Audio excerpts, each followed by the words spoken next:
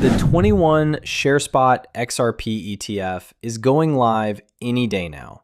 So what does this actually mean for us? And the question on everybody's mind, just how much XRP are we talking about these funds scooping up? We're breaking it all down right here. This is number 5 in the spot XRP ETF race.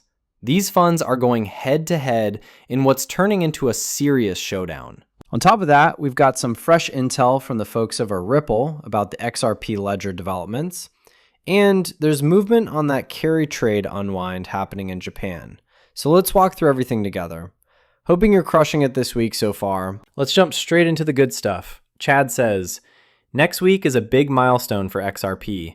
We will have the first full week of trading on 5 pure spot ETFs running in competition. It's going to tell us a lot by the end of the week of what we can expect these funds to acquire XRP for the long term. He went ahead and did some math for us here. ETF demand baseline, 74.5 million XRP per day. Exchange supply, about 2.7 billion XRP left. Escrow adds about 300 million XRP every 30 days. Price model use elastic values at 0.02, 0.05, 1, and over 180 days. Low elasticity equals fast exchange depletion. High elasticity equals violent price spikes and OTC soaking up the flow. 21 Shares is launching a new spot XRP ETF this week under the ticker TOXR, adding a 5th competing product to the fresh XRP ETF ecosystem and giving institutions another regulated pipe into physical XRP. The first full week of trading across all 5 spot XRP ETFs should reveal how much XRP should be sustained daily, and the XRP demand of these funds can generate, and how quickly that demand begins to bite into the already thinning exchange liquidity. What 21 Shares is launching, 21 Shares US Spot XRP ETF, will list on the CBOE BZX exchange and trade under the ticker TOXR, with trading scheduled to begin Monday, December 1st. The fund will hold physical XRP. Track the CME CF XRP dollar reference rate as used traditional ETF creation redemption baskets. Anchorage and BitCo will act as the custodians, as the stated management fee is around 0.50%. Relationship to existing 21 Shares XRP products. 21 Shares already runs a long-standing 21 Shares XRP ETP in Europe, a physically backed exchange-traded product listed on venues such as the SIX Swiss Digital Exchange, Deutsche Börse, and a fee of about 2.5% a year.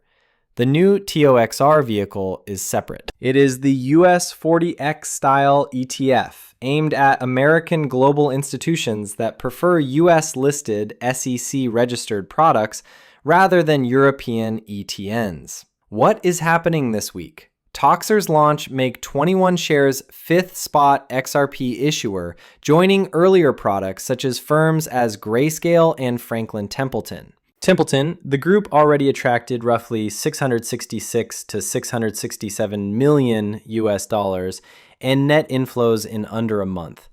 This will be the first complete week with all 5 competing.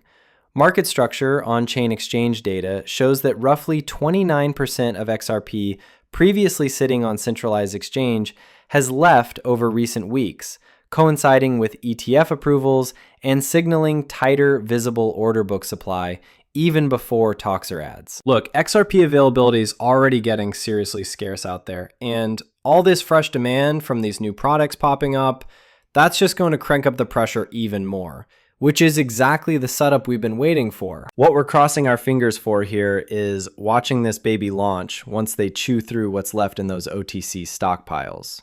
Here's why that matters. When those OTC desks hit empty and they can't just phone up Ripple or dip into the escrow for a refill, what's their move? They've got to jump into the open market and start competing for it. And this is where things get wild. Picture this. If you suddenly had $50 to $100 million crashing in daily, all chasing XRP, That's game-changing money. You'd punch straight through those buy and sell barriers on exchanges like tissue paper and just let it rip. Ripple Dollar stablecoin, RLUSD, has surged to over $1 billion in market cap on Ethereum. That's a 38% growth in the last month, making it one of the fastest growing stablecoins in the entire market. You catching what's building here, everybody? And listen to this. Jazzy Cooper, the head of product at RippleX, she breaks it down. Ripple's incoming move could spark an XRP bull run. Take a listen to this one. You know, a big part of that comes down to XRP, the token, and the XRP ledger. We're looking to bring more of that business and more of that volume onto the XRP ledger over time. I think what's required is new innovations in compliance and new protocols to be able to support that activity in a way that is compliant with regulation. So that's something we're continuing to work on the product side. And yeah, in terms of DeFi, I think a lot of DeFi has been seen as the use cases that exist today, which is a lot of speculative trading, perps trading, yield farming. I like to think of DeFi just purely as decentralized finance, so bringing finance onto blockchain-based rails as opposed to traditional rails. And so stablecoin payments, cross-border payments is definitely a big focus for us on the XRP ledger side within that area of on-chain finance. Okay. We need liquidity pumping through the XRP ledger. I'm talking rivers of it. With all these EVM chains rolling up and developers rushing in to build out tomorrow's borrowing protocols, lending protocols, and DeFi infrastructure, you're about to witness traditional money pouring into the XRP ledger like never before. That's the rocket fuel for everything Ripple's been architecting with XRP. This looks incredibly promising for anyone stacking XRP right now. Over 8,000 people around the world upgraded their self-custody with XRPL Labs, Xamarin Wallet, Tangent cards. This December, were 600 more people ordering away, beating the monthly order record, beating the yearly order record. 600 more people with top-notch security. Now listen up. Unknown DLT cuts through the noise here. There will not be two XRP prices. Sidechains may be private, but the asset is identical on Ledger. If institutions require deep liquidity, they must source it from the open market. This means that public holders benefit from the same price environment as institutional participants. There's been a wave of YouTubers lately spinning stories about how the private ledger price is going to moon way beyond what we see, creating this massive gap or whatever. Yeah, they're playing around with private ledger setups. They can punch in whatever numbers they feel like testing. But here's reality. That experimentation doesn't change a thing for the rest of us. But the moment those private ledgers actually switch on and blend into the whole ecosystem, you're getting one unified XRP value. No separate pricing tiers happening. Stick with me here. I'll explain how this actually plays out if you're scratching your head right now. A private and public deployments of the XRP ledger are ultimately rely on the same XRP asset. So there is no sustainable way for two XRP prices to exist as the same redeemable unit once it's freely movable between networks and markets. What private XRPLs actually are. The XRP ledger codebase is open source, so anyone, including banks or CBDC projects, can spin up a permission network that uses the same protocol and transaction model as the public chain, but it has its own validators and its own access control.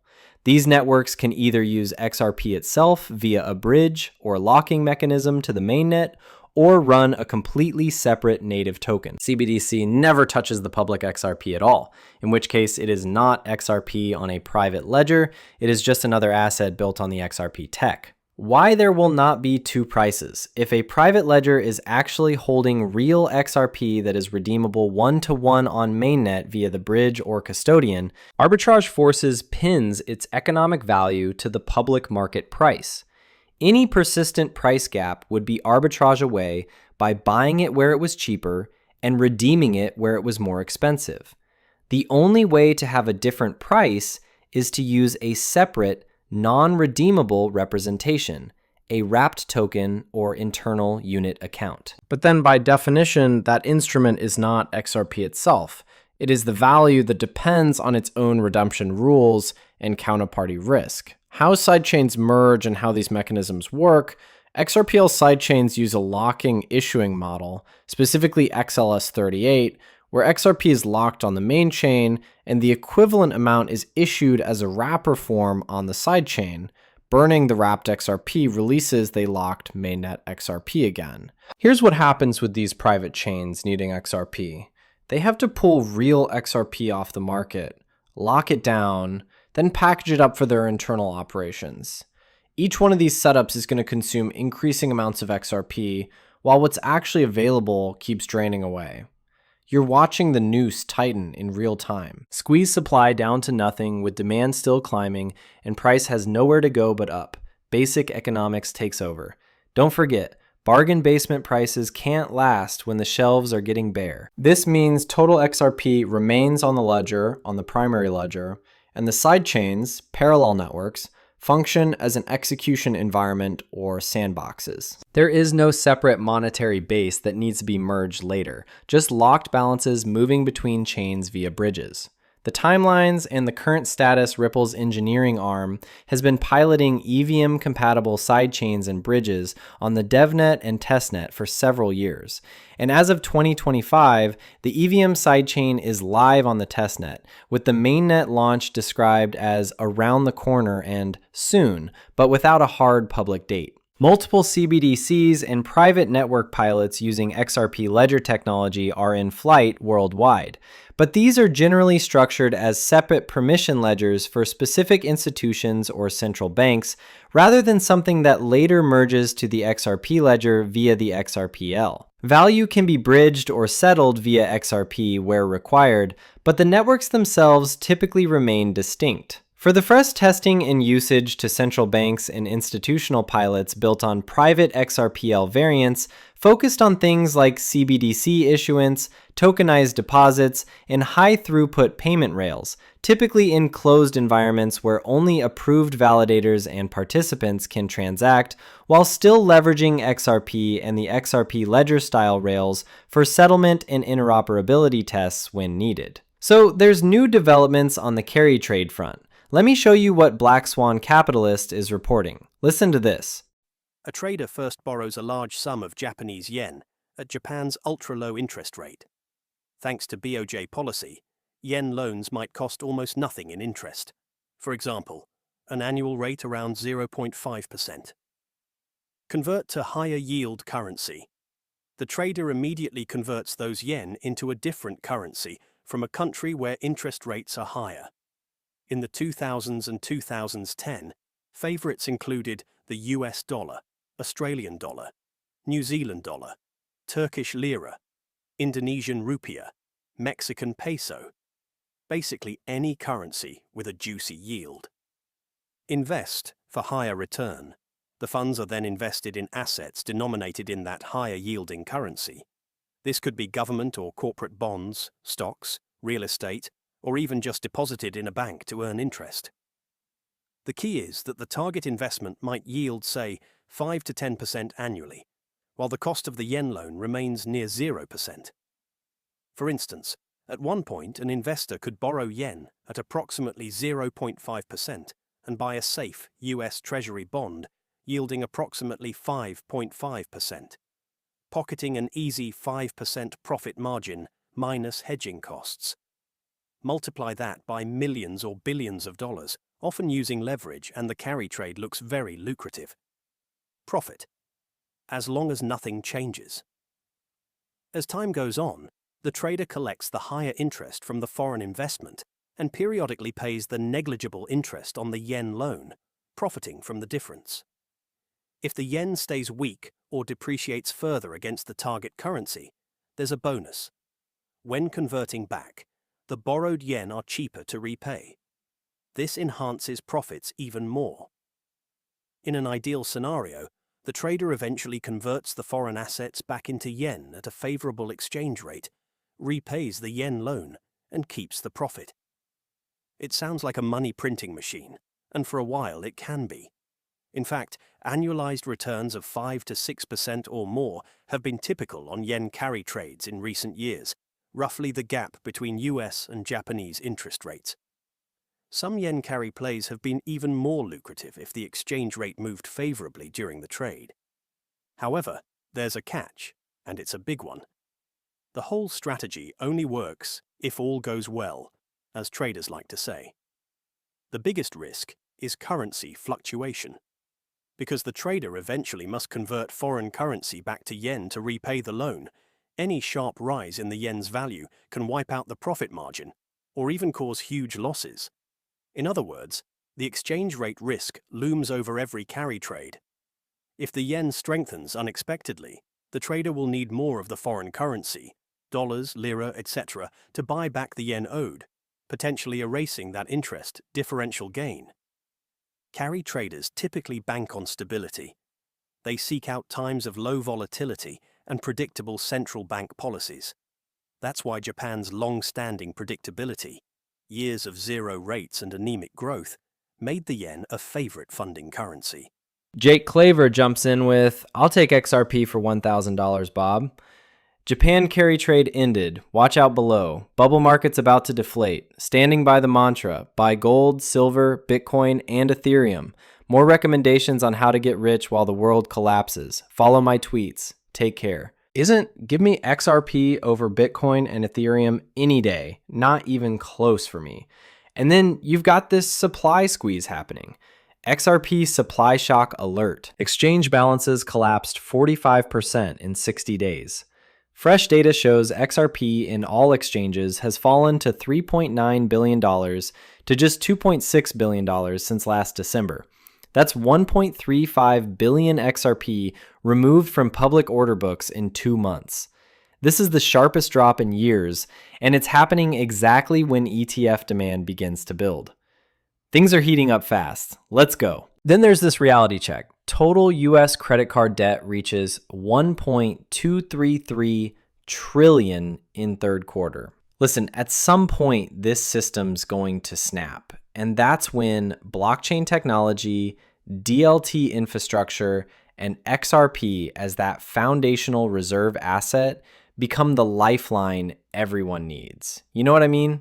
So check this. Bitcoin has been down for 3 straight out of the last 4 Decembers, which means December's basically become this make or break month we all need to keep our eyes on. Whatever happens now is going to shape the entire direction of where things go. Here's how I see it. Bitcoin's pretty much the leader of the pack. When it's winning, everything else in crypto celebrates along with it. When it starts dropping, well, the whole market follows it straight down.